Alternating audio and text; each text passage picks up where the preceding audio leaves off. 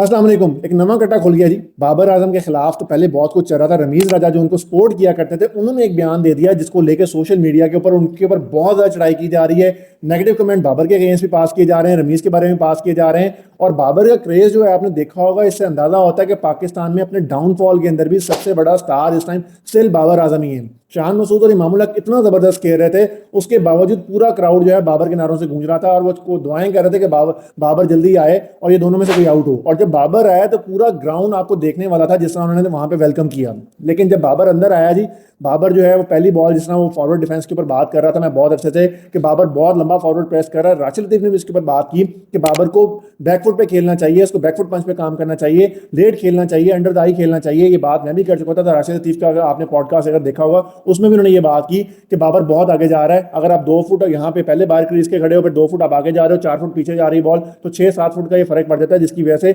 आपकी जो है वो खराब हो रही है batting. You need to play late, और वो चीज जो है बाबर की उसमें नजर आ रही है। दूसरी ये तीसरी आई थिंक बॉल थी, बाबर उसको फॉरवर्ड प्रेस कर गए और वहां पे आउटसाइड एज हुआ, निकल गया साइड पे जो कीपर के पास गई बॉल और अंपायर ने आउट दे दिया। बाबर ने रिव्यू लिया तो कॉम बॉक्स के अंदर रमीज राजा बैठे हुए थे, उन्होंने वहीं पे जवाब दे दिया कि अब बाबर जो है वो ड्रामे करेगा और ये आउट है और बाबर इस टाइम ड्रामे कर रहे हैं। और ये बात ऑन रिकॉर्ड आ गई, किसी ने वहां पे सारे सोशल मीडिया पे चल रही है इस टाइम कि बाबर के ऊपर उन्होंने तनकीद कर दी। रमीज राजा को थोड़ा देखना चाहिए था कि भाई अपना माइक तो बंद कर लो इस तरह की बात करते हुए। और लकीली वो बाबर आउट नहीं था, वो बाबर आउट होने से बच गया।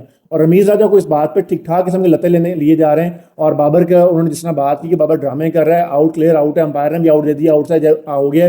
क्लास की बॉल थी, प्रॉपर टिपिकल स्पिनर की बॉल थी और जो टेस्ट मैच इसके अंदर होती है, और बाबर वहां पे बच गया था। लेकिन अनफॉर्चुनेटली बाबर लंबा स्कोर नहीं कर सका। 23 स्कोर बनाए, 20 रन बनाए 22 बॉल्स के ऊपर। अगले 3 रन जो है, 2 रन जो है मेरे ख्याल उसने 21 रन 22 बॉल से बनाए थे और 2 रन 26 बॉल से बनाए।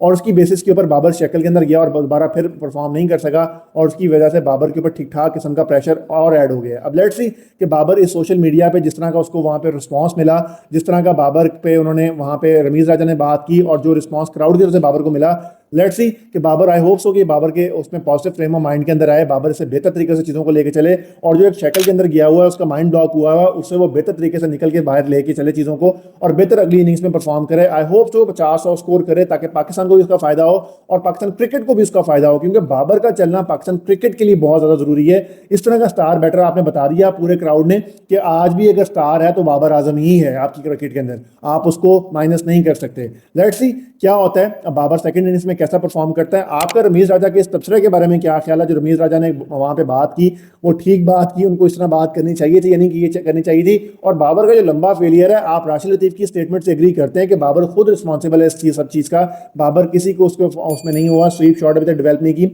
आप इनमें से सबसे चीजों से किस चीज से एग्री करते हैं? अगर नहीं करते तो क्यों नहीं करते, अगर करते हैं तो क्या करते हैं? Do let us know in comment section. अपना बहुत सारा ख्याल रखिएगा, दुआ में याद रखिएगा। अल्लाह ताला सबके आमीन नासिर हो। अल्लाह हाफिज़।